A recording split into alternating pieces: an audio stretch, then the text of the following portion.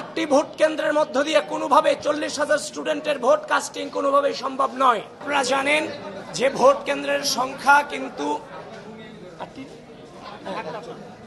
মাত্র 8টি ভোট কেন্দ্র। তো এই 8টি ভোট কেন্দ্র আপনারা জানেন যে আমাদের প্রায় 40,000 ভোটার, যদি একজন প্রায় 41টি ভোট দিতে হবে সেন্ট্রাল এবং হল সংসদ মিলিয়ে, ডাকসু এবং হল সংসদ মিলিয়ে প্রায় 41টি ভোট দিতে হবে। 41টি ভোট দিতে গিয়ে প্রায় 7 থেকে 8 মিনিট সময় লাগবে।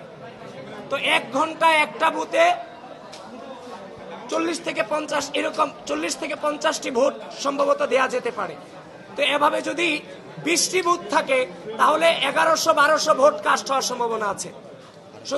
সুতরাং বর্তমান যে প্রেক্ষাপট, এই প্রেক্ষাপটে এই 8টি ভোট কেন্দ্রের মধ্য দিয়ে কোনোভাবে 40,000 স্টুডেন্টের ভোট কাস্টিং কোনোভাবেই সম্ভব নয়। যদি ভোট কেন্দ্র না বাড়ানো হয় তাহলে 2019 সালে ডাকসু নির্বাচনে যেমন ভাবে অনাবাসিক স্টুডেন্টরা বাইরে এসে দাঁড়িয়েছিল, ফেক লাইন তৈরি করা হয়েছিল, ভিতরে ছাত্রলীগ দাঁড়িয়েছিল, বাহিরে অনাবাসিক স্টুডেন্টরা দাঁড়িয়েছিল, পরবর্তীতে ঢুকতে পারেনি। কিন্তু এবার রিয়েল লাইন হয়েও অনাবাসিক স্টুডেন্ট কিন্তু দেরিতে যারা আসবে তারা ভোট কেন্দ্রে হয়তো বা নিজেদের ভোটটা প্রয়োগ করতে পারবে না। এজন্য বিশ্ববিদ্যালয় প্রশাসন, নির্বাচন কমিশনকে আমি আহ্বান করছি ভোটাধিকার প্রয়োগ নিশ্চিত করার স্বার্থে অতি দ্রুত ভোট কেন্দ্র বাড়ানো হোক।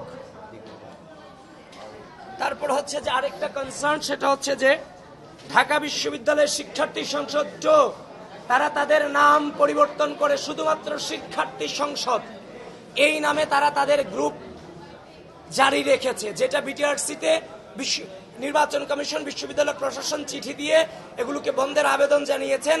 সেখানে ঢাকা বিশ্ববিদ্যালয়ের শিক্ষার্থী সংসদ 2 এখনো চলমান আছে শিক্ষার্থী সংসদ নামে, যেটা থেকে নির্দিষ্ট গোষ্ঠী তার প্রচার প্রচারণা চালিয়ে যাচ্ছে।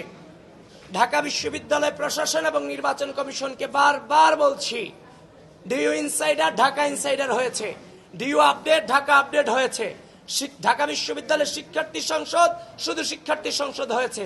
The beauty of DU campus সহ যতগুলো পেজ আছে সবগুলো পেজকে নিঃসন্দেহে নিঃশর্তে ব্যান করতে হবে নির্বাচন পর্যন্ত, নতুবা এগুলো দিয়ে আমরা ঘৃণা যে ছড়াচ্ছে এই গ্রুপগুলো দিয়ে আমরা আশঙ্কা করছি লেভেল প্লেইং ফিল্ড এবং নির্বাচনের মাঠকে নষ্ট করার একটা সময় সম্ভাবনা আছে এই গ্রুপগুলো।